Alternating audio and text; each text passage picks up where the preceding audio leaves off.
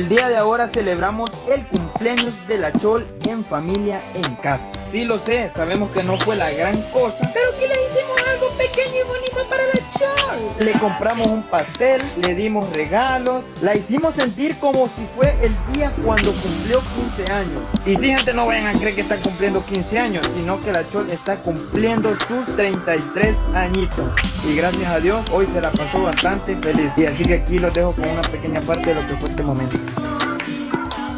¡Feliz cumpleaños, papi!